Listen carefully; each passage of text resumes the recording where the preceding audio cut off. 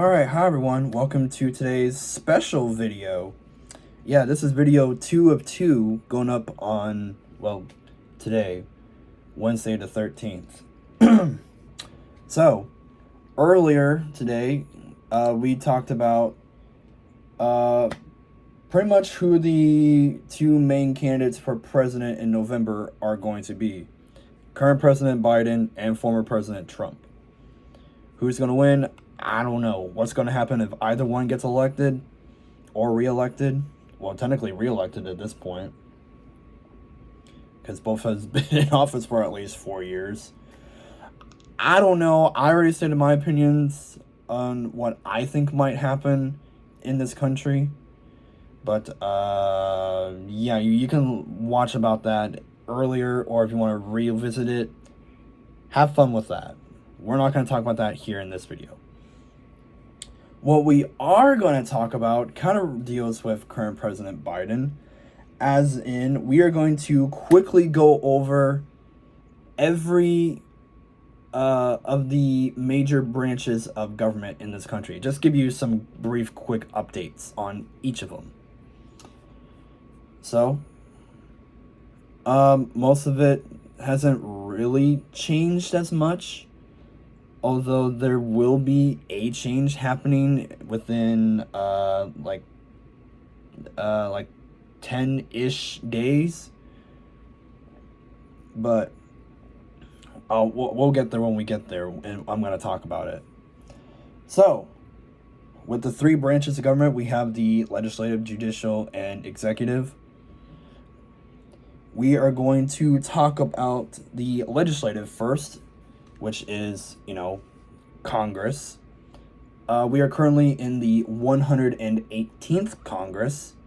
It is their second session, meaning that this is the second year of the current Congress. So we're going to start over with the upper house, which is the Senate. As of the 3rd of October of 2023, there are currently 49 Republicans, 48 Democrats, 3 independents, and no vacancies. So what party controls the Senate? The Democrats, because the 3 independents clause along with the Democrats, which kind of brings the party control of 51 to 49. And just keep in mind that the simple majority in the Senate is 51. So if you want something to pass in the Senate, out of 100 senators, you need at least 51 to pass. So now we're going to go with Senate leaders. The president pro tempore is Senator Patty Murray of Washington, who is a Democrat. The majority leader is Senator Chuck Schumer of New York, who is a Democrat. And the minority leader is currently Senator Mitch McConnell of Kentucky, who is a Republican. Now, like how I said, there are no vacancies. However, the senator for California that took over Dianne Feinstein's seat is planning on resigning sometime in November or December of this year. I will get you more information on that whenever I learn it. So now we're going to go over to the other side of the building, to the House of Representatives. So here's the deal. There is going to be a change. Not this coming Friday, but next Friday, the 22nd.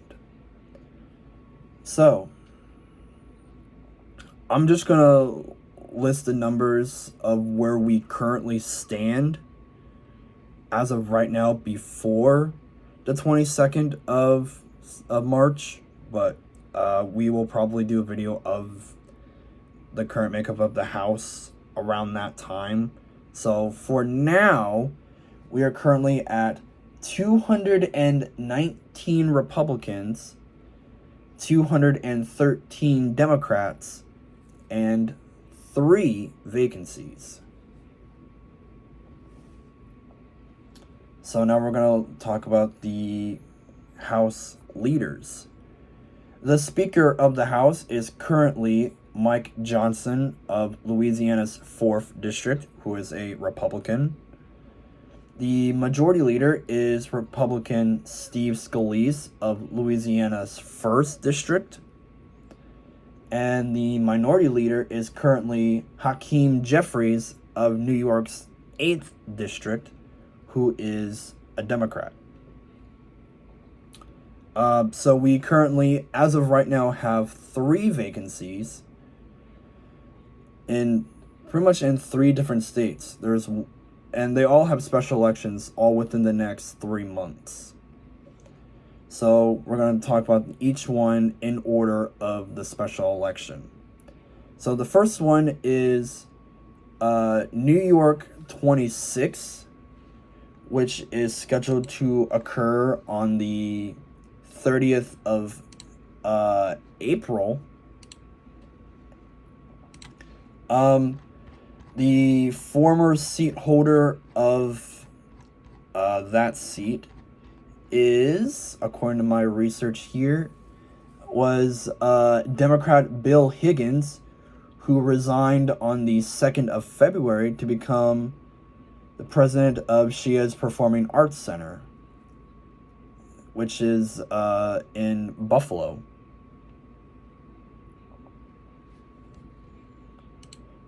The second one is California 20, and the special election is scheduled for, well, okay, let me go back on that one. There is a jungle primary scheduled on March 19th, which is like literally next Tuesday, which just so happened to be the date of Ohio's primary, which since I have to work that day, I probably will not partake in. Unless there's some kind of like voting thing at work, I'm not going to vote on Tuesday. I'm not doing it. Nope. I only care about the actual election day. I don't really care much for primaries. Anyways, California 20. So jungle primary on March 19th. In which the actual general election for the special election will be until the 21st of May, and was previously controlled by Republican Kevin McCarthy. Yeah, that name sounds familiar, doesn't it? Well, because he was in Congress for a long time, ever since like 2007. He pretty much came into Congress alongside with my own congressman, who is still in office. He was House Majority Leader for a while, then he was House Minority Leader for a little bit. And then he was Speaker of the House for like 8 or 9 months last year, and then he was voted out at the first time that the House Speaker ever was voted out of office. And, the House was in scrambles for like 3 or 4 weeks trying to figure out who was going to be the next House Speaker, since, they had a budget plan they had to figure out, and they couldn't do anything until they got a new Speaker. And then they picked Johnson. So, anyways, McCarthy resigned, and he went back to Bakersfield, California. Yeah, that's pretty much it for that one. And the last one that is current as of right now is Ohio 6. And the special election is scheduled for the 11th of June. But The special election will have a primary on, well, next Tuesday on the 19th. And then the general election will be until the 11th of June. It was previously held by Republican Bill Johnson. And since, I'm from Ohio, his district, Ohio 6, is currently, it's the eastern side of the state, which is the area where the state border is by West Virginia and Pennsylvania. So it's mainly like around, I don't know. It's the main city in that district is Youngstown. So just as a visual for you, if you're not like looking it up right now. Okay.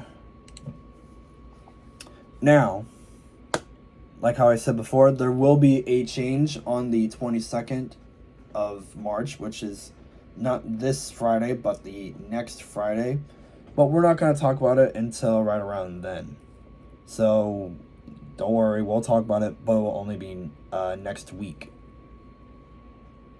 So, now that we're done talking about Congress a little bit, we're going to talk about the current presidential line of succession, which leads us to the executive branch, with a little bit of legislative sprinkled in there.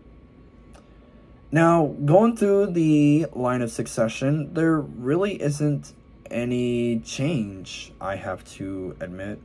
There are no changes at all, so that's cool. So I'm just going to go through all of them really quickly. President's still Biden. Vice President is still Harris. Speaker, we just went over, it's Mike Johnson, who is a Republican. President pro tempore of the Senate, which is the president of the Senate whenever the vice president, which is the actual president of the Senate, is not around, is Senator Murray. Secretary of State is still Anthony Blinken. Treasury is still Janet Yellen. Defense is still Lloyd Austin III, who is an independent. The Attorney General is still Merrick Garland, who is also independent. And pretty much, if I don't mention a political party for anyone from here on out or before, just know that they're Democrat. Alright, Interior, we have Deb Haaland. Agriculture, Tom Vilsack. Commerce, Gina Raimondo. Labor, it's still Julie Su, and she's still acting. We haven't had an actual Secretary of Labor for, I don't know, like 2-3 years now at this point. Ever since Marty Walsh resigned, for some reason. I still don't know why he resigned, but quite frankly, I don't care. Health and Human Services, still Xavier Baraka. Housing and Urban Development, it's Marcia Fudge. Transportation, Pete Buttigieg. Energy, Jennifer Granholm. Secretary of Education, Miguel Cardona, who was the designated survivor at the State of the Union last week, believe it or not. Veterans Affairs, Dennis McDowell. And Homeland Security, Alejandro Mayorkas. Yes, he did get impeached last month. It is still unknown if the Senate even wants to take up the trial. I don't know. And speaking of trials, we go over to the Supreme Court, which there have been absolutely no changes. So we're just going to run through them all real quick. Chief Justice is still John Roberts, who started his term in 2005. Clarence Thomas started his term in 1991. Samuel Alito and started in 2006. Sonia Sotomayor started in 2009. Elena Kagan in 2010. Neil Gorsuch in 2017. Brett Kavanaugh in 2018. Amy Coney Barrett in 2020. And Ketanji Brown Jackson in 2022. Yeah, she's almost been in the Supreme Court for almost 2 years now. Yeah. So that's pretty much all I have for today. Thanks so much for watching. Like, comment, and subscribe. And hopefully I will stay on top with doing these at least once a month. Just a quick refresher or a quick update or whatever. Thanks for watching. We'll see you in whatever video comes out next, which I think there's one going up tomorrow. What's going up tomorrow? Let me take a look here. Okay. Yep, okay. This wasn't exactly what I was thinking of, but yeah. Alright, we will see you later.